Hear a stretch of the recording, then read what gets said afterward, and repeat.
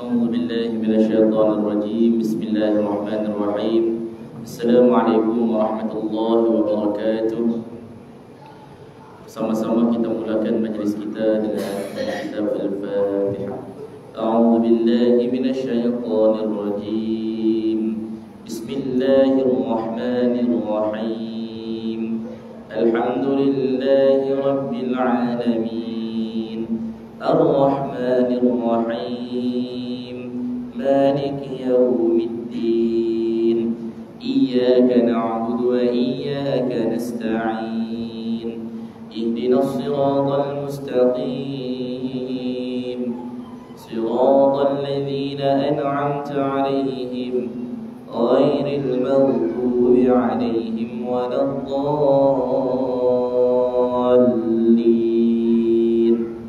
آمين. Teruskan dengan bacaan Suratul Kahfi 10 ayat pertama dan 10 ayat terakhir. Bismillahirrahmanirrahim. Alhamdulillahilladzi anzala ala 'abdihi al-kitaba wa lam yaj'al lahu 'iwaja qayyiman liyunzira ba'san shadidan min ladunhu wa yubashshira al-mu'minin alladhina ya'maluna as-salihati anna lahum ajran hasana ماكثين فيه أبدا وينذر الذين قالوا اتخذ الله ولدا ما لهم به من علم ولا لآبائهم كبرت كلمة تخرج من أفواههم إن يقولون إلا كذبا فلعلك باخع نفسك على آثارهم إن لم يؤمنوا بهذا الحديث أسفا إنا جعلنا ما على الأرض زينة لها لنبلوهم أيهم أحسن عملا وإنا لجاعلون ما عليها صعيدا جرزا أم حسبت أن أصحاب الكهف والرقيم كانوا من آياتنا عجبا إذ أوى الفتية إلى الكهف فقالوا ربنا آتنا من لدنك رحمة وهيئ لنا من أمرنا رشدا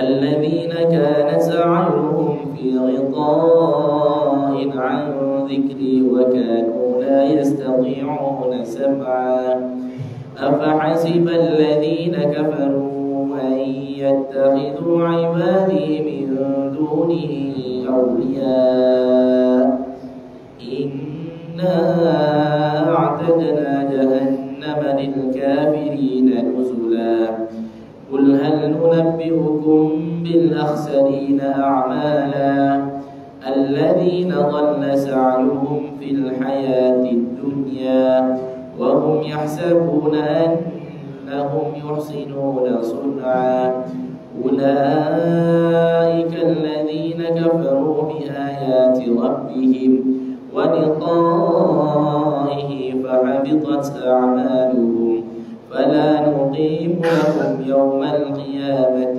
وزنا ذلك جزاؤهم جهنم بما كفروا واتخذوا آياتي ورسلي هزوا إن الذين آمنوا وعملوا الصالحات كانت لهم جنات الفردوس نزلا خالدين فيها لا يبغون عنها حولا قل لو كان البحر مدادا لكلمات ربي لنفد البحر قبل أن تنفد كلمات ربي ولو جئنا بمثله مددا قل إنما أنا بشر مثلكم يوحى إلي أنما إلهكم إله واحد فمن كان يرجو لقاء ربه ربه فليعمل عملا صالحا ولا يشرك بعبادة ربه أحدا صدق الله العظيم. الحمد لله رب العالمين والصلاة والسلام على أشرف الأنبياء والمرسلين سيدنا محمد وعلى آله وصحبه أجمعين. رب اشرح لي صدري ويسر لي أمري واحلل عقدة من لساني يفقهوا قولي. اللهم فقهنا في الدين اللهم فقهنا في الدين اللهم فقهنا في الدين وعلمنا التأويل واجعلنا من عبادك الصالحين واهدنا إلى صراطك المستقيم. Alhamdulillah, pertama-tama marilah sama-sama kita merafakkan rasa syukur kita kepada Allah Subhanahu wa taala di atas limpahan kurniaan rahmat serta nikmatnya dapat sama-sama kita diberikan ruang dan peluang, diberikan kelapangan masa untuk kita menunaikan solat fardu maghrib secara berjemaah. Juga alhamdulillah kita dapat sama-sama meluangkan masa kita untuk berada dalam majlis ilmu. Kita dapat ambil peluang untuk membacakan suratul Kahfi 10 ayat pertama dan 10 ayat terakhir. Moga-moga usaha kita pada malam ini Allah Subhanahu wa taala memurniakan keberkatan dan rahmat dalam hidup kita insya-Allah. Hadirin hadirat yang dimuliakan Allah Subhanahu wa taala, kenapa setiap kali membuka dalam apa-apa majlis, khususnya majlis ilmu, kita akan sama-sama mensyukuri mensyukuri atau dalam bahasa yang mudah bagi bahasa Melayu ni adalah berterima kasih. Kenapa kita kena sentiasa berterima kasih pada mana-mana majlis ilmu lah khususnya, kita akan buka dengan rasa syukur, rasa berterima kasih. Kerana yang pertama, berada dalam majlis ilmu merupakan satu nikmat. Nikmat yang bukan semua Allah Subhanahu wa taala pilih. Nikmat yang sangat besar, yang mana ada disebutkan sangat-sangat banyak kelebihan-kelebihan mereka yang berada dalam majlis ilmu. Maka disitulah bila mana kita diberikan peluang, kita dapat ada kesempatan untuk berada dalam majlis ilmu, majlis zikrullah, maka itu adalah sebenarnya satu nikmat yang sangat-sangat dicemburui di suatu hari kelak. Di hari akhirat nanti, orang-orang yang berada dalam majlis ilmu ni adalah orang-orang yang beruntung.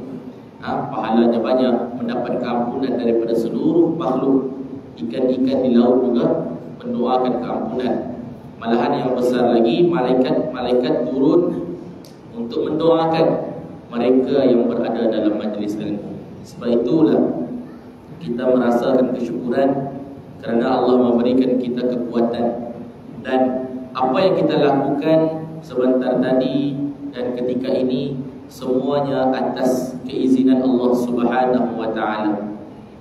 Sebab itulah bila mana apa kebaikan ibadah yang kita lakukan ini kita letak dan sadarkan kepada Allah Subhanahu wa taala, maka disitulah kita akan merasakan diri kita ni tidak memiliki apa-apa, melainkan dengan izin Allah, kekuatan kita, kemampuan kita, keinginan kita, kita dapat lakukan apa sahaja itu atas izin Allah Subhanahu wa taala. Maka disitulah akan mengeluarkan dan menghilangkan sifat sombong dalam diri kita yang akan menjadi hasutan syaitan. Bila mana kita melakukan amal ibadah, melakukan kebaikan, maka akan datanglah syaitan yang membisikkan kebaikan-kebaikan yang kita lakukan itu, memuji-muji kebaikan kita, dan seterusnya menjadikan diri kita merasakan bahawa kita adalah orang yang baik. Itulah tugas syaitan yang ingin merosakkan amal ibadah kita. Jadi bila mana kita bersyukur dan merasakan berterima kasih kepada Allah, maka kita akan teringat dan kita akan beringat bahawa apa yang kita lakukan ini dengan izin Allah, bukanlah dengan kekuatan daripada diri kita. Asbabnya adalah daripada Allah Subhanahu wa taala. Maka sama-sama kita memanjatkan rasa syukur ini, dan dalam apa keadaan sekalipun rasa syukur ini tidak berbelah bagi. Orang kaya syukur dengan hartanya, orang miskin syukur dengan kehidupannya. Apa sahaja yang kita ada, kita syukuri, kerana apa yang kita ada itulah mengikut kemampuan kita. Takut-takut kalau Allah lebihkan harta kepada kita, takut-takut kita sudah tidak nampak di surau. Takut-takut bila Allah berikan harta, kenderaan, Allah berikan lebih daripada apa yang kita inginkan, mengikut kehendak nafsu kita, takut-takut kita lebih jauh daripada Allah. Sebab itulah kita, kenapa apa yang hidup kita lalui ketika ini, sebenarnya itulah yang terbaik buat diri kita. Malahan sekiranya dengan kehidupan itu kita lebih dekat dengan Allah, maka itulah menunjukkan rasa kasih sayang Allah Subhanahu wa taala kepada kita, nak menunjukkan Allah sedang menjaga kita daripada jauh terjerumus ataupun dijauhkan oleh Allah Subhanahu wa taala. Maka itulah tanda kasihnya Allah, maka dia akan sentiasa memudahkan kita untuk melakukan kebaikan. Tatkala ada peluang untuk melakukan kejahatan, melakukan dosa, maka ada sahaja halangan-halangan. Orang kata lain tak clear. Sebab apa? Sebenarnya Allah yang menghalang kita daripada melakukan kejahatan. Begitulah sebaliknya, bila mana kita nak lakukan kebaikan, ada sahaja halangan-halangan. Manakala bila mana kita tempuh halangan itu untuk mencapai dan melakukan kebaikan itu, maka kita sedang melalui ujian Allah dan ujian kita berjaya kita lalui. Tetapi bila mana diuji dengan ujian tersebut, maka kita pun menyerah. Maka di situ menunjukkan bahawa ujian kepada orang-orang mukmin ini tidak akan terlepas. Maka diuji juga, nak melakukan kejahatan, nak melakukan dosa ini mudah, apatah lagi dengan dunia akhir zaman. Orang kata dulu manusia nak melakukan kejahatan, mau kena keluar rumah dulu, mau pergi kelab malam, pergi cari arak, mau minum, mau pergi macam mana, mau bermaksiat dan sebagainya. Tetapi ketika zaman moden ini tidak perlu ke mana-mana, duduk di bilik saja pun sudah banyak dosa boleh dilakukan. Yang mana tahulah, yang tak tahu buat tahulah. Memang faham sudah itu.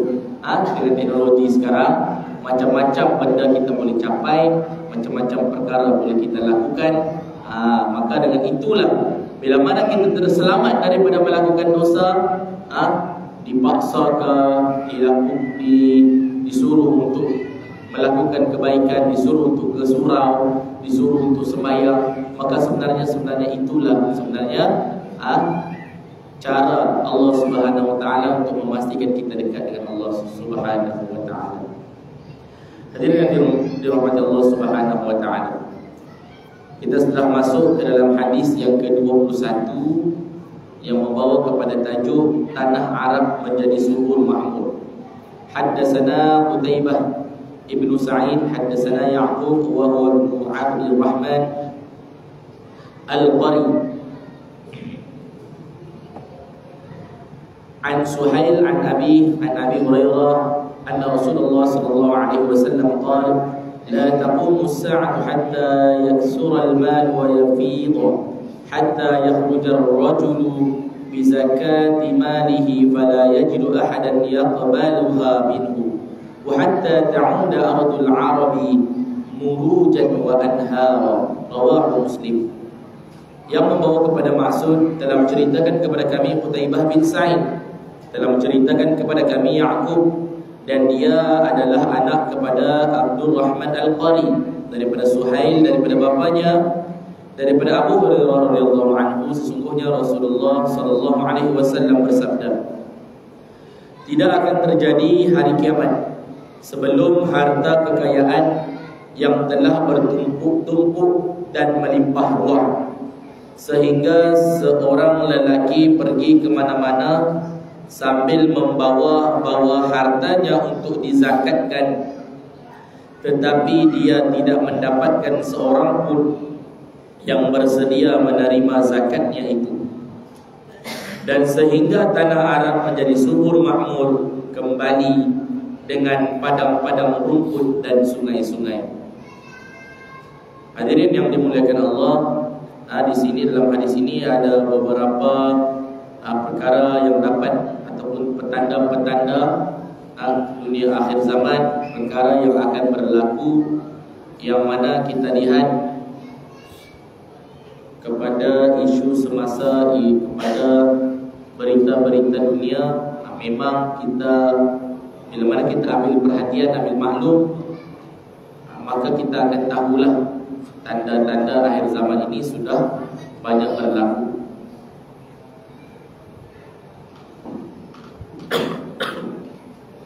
Ada dua perkara yang menjadi perhatian di sini. Yang pertama, orang susah untuk mengeluarkan, membayar zakat kerana tidak ada asnaf. Semua berusin sudah, banyak sudah duit. Kalau sekarang masih ada asnaf, belum lagi lah, masih jauh lagi lah. Tetapi pendapat yang paling hampir dengan pandangan ini, hadis ini, perkara yang pertama ini ketika zaman Nabi Isa. Kalau sudah keluar Nabi Isa, macam-macam sudah keluar tu. Ada cerita sudahlah. Kalau sudah keluar Nabi Isa alaihissalam, dikatakan ketika zaman itu kegemilangan Islam adalah yang paling berada di kemuncaknya zaman Mahdi, Imam Mahdi dan zaman Nabi Isa. Maka di situ orang hendak membayar zakat berasa sangat sukar, kerana ketika itu nikmat yang sangat-sangat melimpah ruah kepada mereka, kepada umat akhir zaman.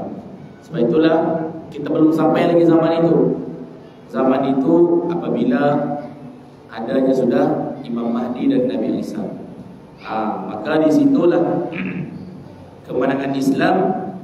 Dan dapat dilihat di situ bahawa harta-harta yang banyak, kemewahan-kemewahan diberikan kepada umat manusia untuk sebagai ujian sebenarnya.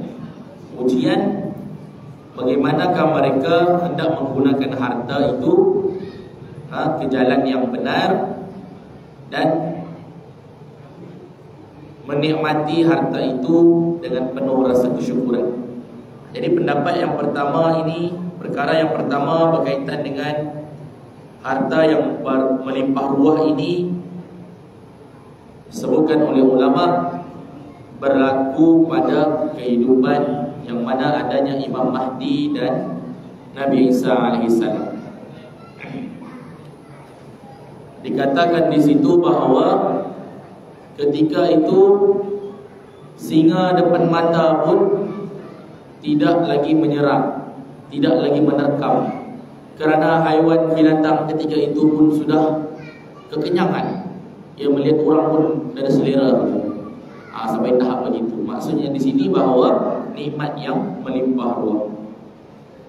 Kemudian perkara yang kedua inilah yang membawa kepada tajuk hadis yang ke-21 ini.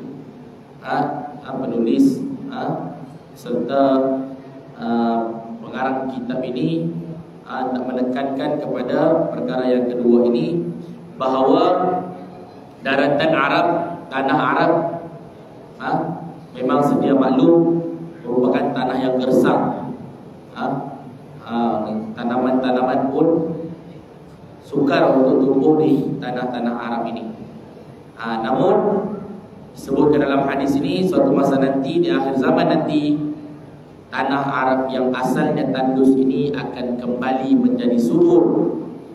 Dan kita lihat di berita-berita, perkara-perkara, maklumat-maklumat, info yang kita terima, tanah-tanah Arab sekarang kembali subur. Banyak tanaman-tanamannya yang tumbuh, rumput-rumput kembali menjadi hijau. Bila mana begini, inilah menandakan bahawa hampirnya sudah dengan hari kiamat. Maka apa nak kena buat? Adakah kita mau kena pergi tanah Arab, pergi mission rumput di sana? Ayo, mau kena kasih lain apa ni, bertandus. Kalau ada kiamat, tidak. Benda itu akan tetap berlaku. Malahan bila mana kita mendengar berita ini, kita melihat dengan mata kita, maka perbanyakkan istighfar dan banyak memperingatkan diri bahawa kiamat semakin hampir. Itulah apa yang perlu kita lakukan, peringatan untuk diri kita sebagai persediaan menghadapi kiamat. Itu adalah peringatan kepada kita. Tanda-tanda ini sebenarnya untuk peringatan. Kalau seperti orang dulu belum ada jam, dengar ayam berkokok, bangun pagi sudah ni, mau subuh sudah. Itu tanda mau subuh, betul kan? Maka kiamat ni sebenarnya tanda. Takkanlah kita mau sembelih itu ayam, sembelih ayam dah berkokok, dah subuh. Subuh tetap akan berlaku. Tapi tanda-tanda itu sebagai apa? Peringatan, reminder kepada kita untuk membuat persiapan, bermuhasabah dan beristighfar, supaya apa yang kita lalui, apa yang telah kita lakukan ini, Allah Subhanahu Wa Taala berkati hidup kita. Itulah yang sama-sama kita dapat ambil iktibar daripada hadis ini. Saya tidak mau uraikan panjang lebar, kerana hadis ini kita boleh cari mana-mana berita, boleh tengok berkaitan dengan bukti apa yang disebutkan oleh Nabi SAW. Banyak dah perkara-perkara, tempat-tempat yang dah subur di tanah Arab, yang menjadi menguatkan lagi keimanan kita untuk meyakini hadis ini dan mengingatkan diri kita bahawa hampir telah akan berlaku hari kiamat. Kita masuk kepada hadis yang ke-22, membawa kepada tajuk beriman pada waktu pagi, waktu petang jadi kafir. Haddatsani Yahya ibn Ayyub wa Qutaibah wa ibn Hujr jami'a an Ismail ibn Ja'far qala ibn Ayyub haddatsana Ismail qala akhbarani al-Ala an Abi Hurairah anna Rasulullah sallallahu alaihi wasallam qala badiru bil a'mali fitanan كقطاع الليل المظلم يصبح الرجل مؤمنا ويمسي كافرا أو يمسي مؤمنا ويصبح كافرا يبيع دينه بعرض من الدنيا. رواه Muslim. Telah diceritakan kepada kami Yahya bin Ayyub dan Qutaibah dan Ibnu Hujr secara bersama daripada Ismail bin Ja'far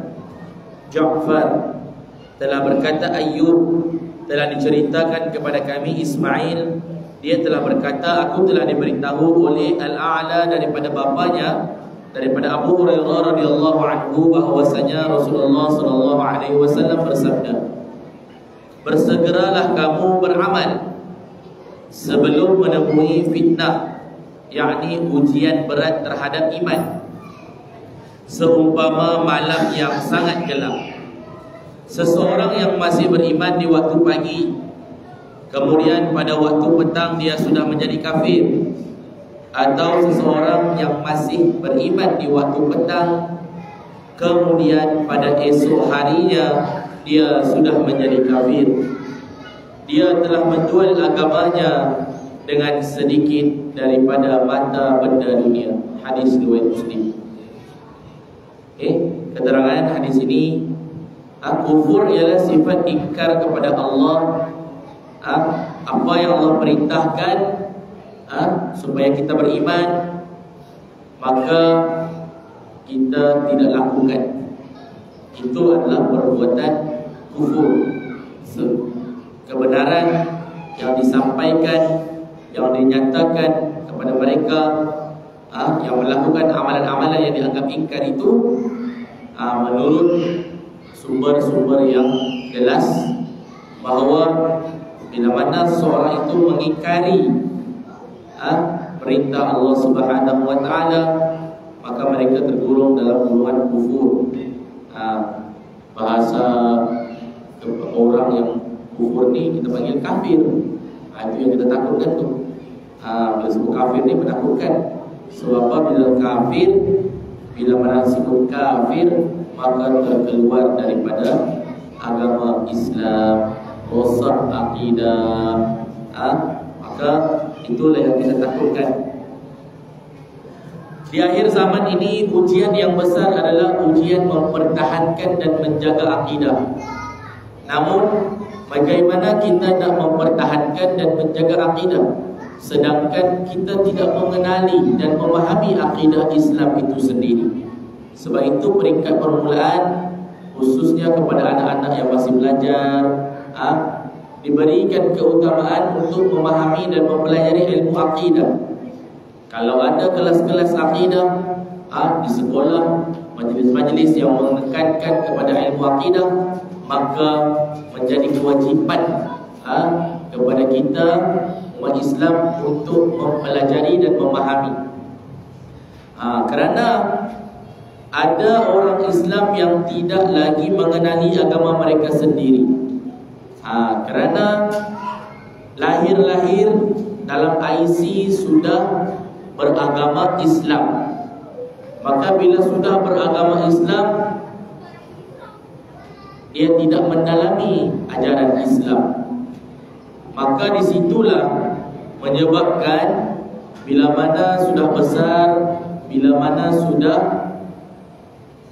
berumah tangga dan sebagainya, tidak mengamalkan Islam secara syumul, tidak dapat mengamalkan Islam, tidak dapat melakukan apa yang diperintahkan oleh Allah Subhanahu wa taala secara tidak sedar.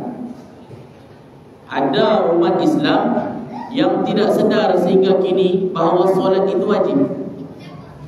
Dia kata, solat, kalau ada masa solatlah, dapat pahala. Kalau ada solat, tak ada macam mana juga. Bukannya macam benda biasa sajalah. Kalau solat itu bukanlah wajib. Solat itu siapa yang buat ni adalah orang yang soleh. Sampai tahap orang yang melakukan solat ni orang yang soleh saja. Bila mana mau pergi mana? Bila pergi sembahyang, alim juga orang ni. Sampai tahap begitu. Ini bukan sebab alim. Orang alim ni orang yang alim ni orang yang mengetahui. Betul lah, dia memang dia alim, mengetahui bahawa solat itu wajib. Tapi istilah alim tu lain lah. Maksudnya orang alim ulama, orang yang mengetahui dalam bidang-bidang keilmuan. Sampai tahap mereka jahil. Itu dari sudut ibadah, dari sudut akidah, tidak pernah langsung mengetahui tentang sifat-sifat Allah, kehebatan Allah Subhanahu wa taala, sifat-sifat ketuhanan. Bagaimana dia melaksanakan solat itu, tidak tahu pun kenapa dia melakukan solat.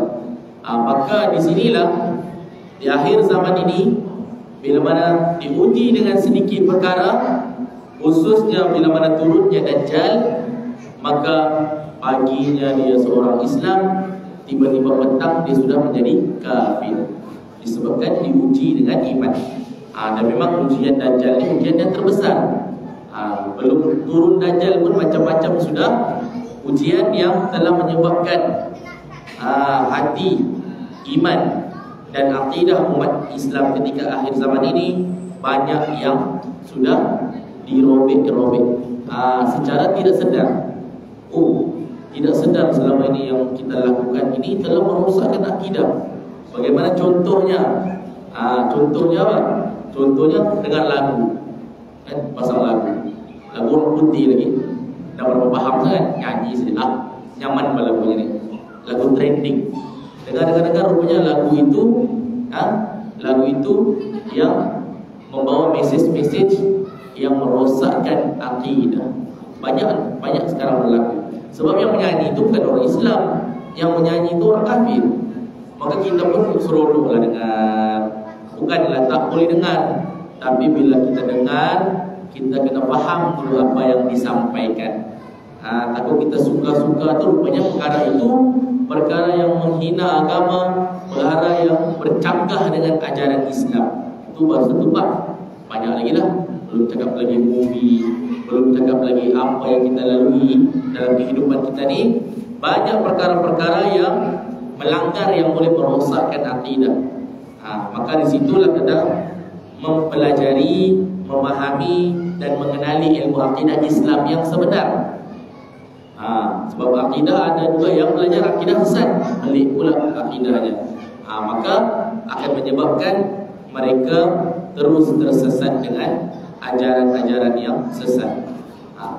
Namun sebenarnya ujian yang paling bahaya sekarang ini adalah mereka tidak mempelajari ilmu akidah. Maka mereka menyangkakan bahawa mereka melakukan ajaran Islam. Itu yang bahaya ni. Kerana kita tidak sedar bahawa yang kita lakukan itu bercanggah dengan ajaran Islam. Itu yang kita takutkan. Sebab itulah setiap perkara yang kita lakukan, setiap perkara yang kita katakan, setiap perkara yang kita hendak buat tu, kita kena rujuk dengan Islam. Kita kena rujuk dengan alim ulama. Adakah perbuatan ini, perlakuan ini bertepatan ataupun mengikut syariat Islam? Tak boleh ikut cakap orang dulu cakap boleh macam ni. Tak boleh. Dulu tak dulu ke, sekarang ke, kita ikut Islam. Maka bila mana Islam tidak melarang, maka kita lakukanlah ia.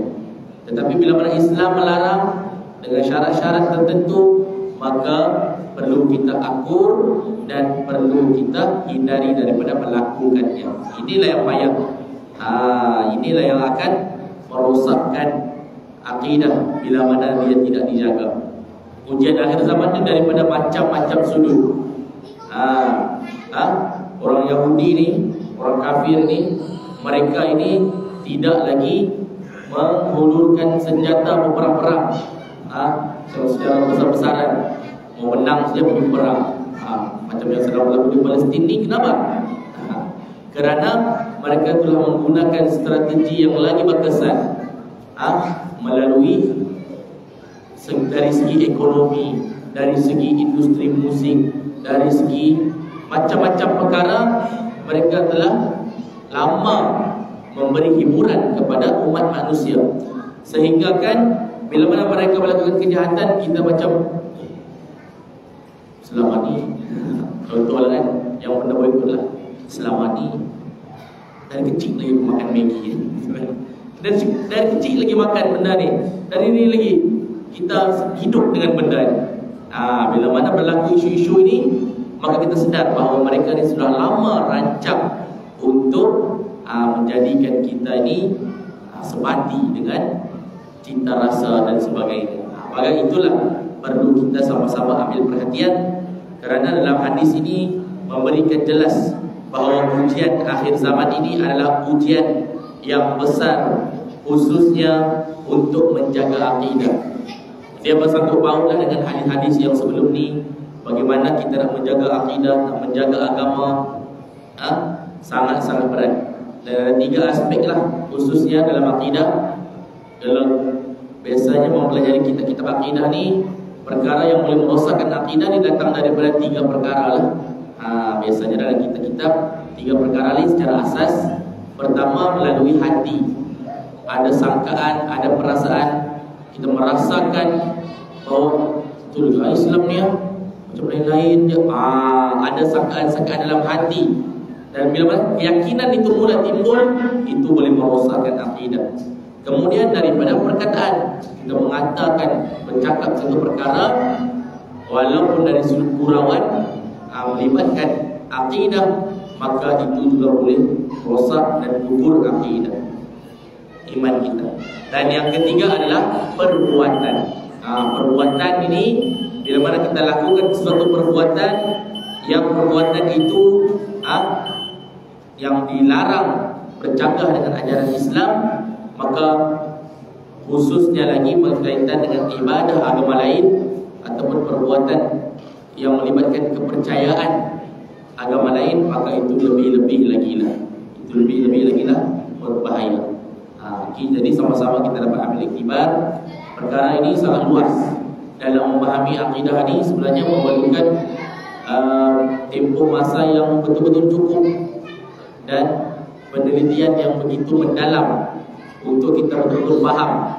Bila ada perisai akidah, maka insya-Allah kita dapat terselamat daripada ujian-ujian akhir zaman. Wallahu a'lam. Aqulu qawli hadza wa astaghfirullahal azim li wa lakum. Saya akhiri ujian pada malam ini dengan satu ayat Al-Quran dalam surah An-Nisa ayat 167. A'udzubillahi minasyaitonir rajim. Innal ladzina kafaru wa saddu 'an sabilillahi qad dhallu dhalalan ba'ida. Yang membawa kepada maksud sesungguhnya orang-orang yang kafir dan menghalangi manusia dari jalan Allah, maka sesungguhnya mereka telah tersesat sejauh-jauhnya. Jadi daripada hadis ini, daripada ayat Quran ini dapat sama-sama kita ambil perhatian bahawa orang-orang kafir ini sentiasa berusaha untuk menghalang umat Islam untuk menegakkan ajaran Allah, melakukan ajaran Islam. Itu yang lebih parah lagi.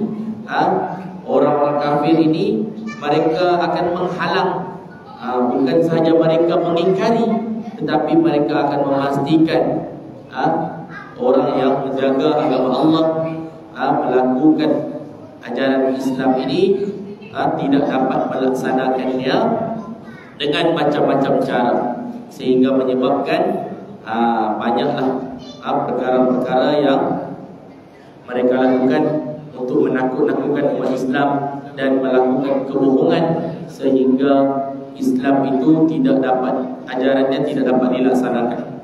Itulah peranan dan tujuan orang-orang kafir. Maka apa yang perlu kita ambil perhatian di sini bahawa sekiranya kita tidak dapat melakukan amal kebajikan, amal kebaikan, amal soleh, sekurang-kurangnya jangan halang. Itu saja. Ini bahaya. Ayat Nabi itu jelas. Ada orang dia tak boleh buat kebaikan ni, tapi dia sambut. Alhamdulillah, bagus. Bagus kamu buat program agama ni. Bagus kamu pergi. Bagus, alhamdulillah. Tapi dia dapat dalam tolong. Dapat. Sekurang-kurangnya dia tidak menghalang, tapi dia tidak dapat melakukanlah. Tetapi golongan yang Allah marah dan murka ni, maksudnya akhir sekali dhalalan ba'ida. Allah memberi kesesatan yang jauh kepada golongan yang menghalang golongan-golongan yang berada di jalan Allah. Mereka yang melakukan kebaikan, mereka yang melakukan dakwah, mereka yang melakukan amal-amal soleh, beribadah dan sebagainya dihalang. Maka jauhkanlah diri kita daripada terjadi perkara-perkara inilah. Moga-moga kita terselamat daripada golongan yang disebutkan yang dilaknat oleh Allah Subhanahu wa taala. Wallahu a'lam. Assalamualaikum warahmatullahi taala wabarakatuh. Kita tunggu dengan bacaan tasbih kafarah dan surah Al-Asr. Subhanallah wa bihamdihi astaghfirullah wa atubu ilaih. Bismillahirrahmanirrahim. Wa